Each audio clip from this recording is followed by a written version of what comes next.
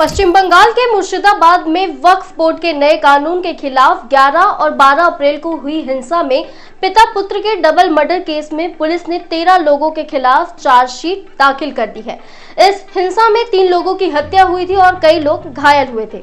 इस हिंसा को लेकर कोलकाता हाई कोर्ट की तरफ से जांच समिति गठित की गई थी। पिछले महीने समिति ने गंभीर खुलासे किए थे। रिपोर्ट में बताया गया था कि हिंसा में सत्तारूढ़ दल तृणमूल कांग्रेस के स्थानीय नेता की भूमिका थी और इस हमले का नेतृत्व स्थानीय पार्षद महबूब आलम ने किया था।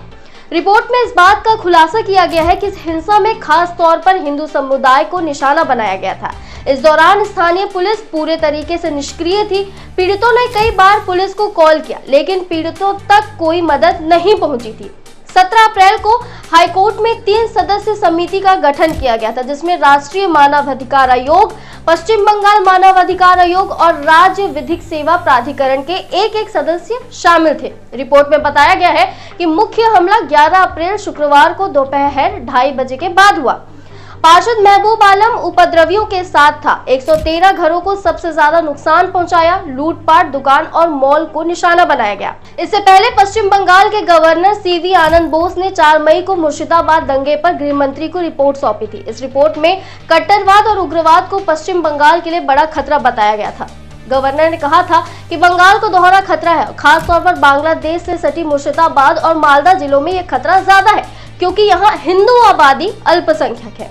बंगाल गवर्नर ये दावा भी किया था कि मुर्शिदाबाद हिंसा प्री प्लान्ड था। राज्य सरकार को पहले से खतरा का अंदेशा था, क्योंकि 8 अप्रैल को वक्फ एक्ट जारी होने के तुरंत बाद हिंसा भड़क गई और राज्य सरकार ने इंटरनेट बंद कर दिया।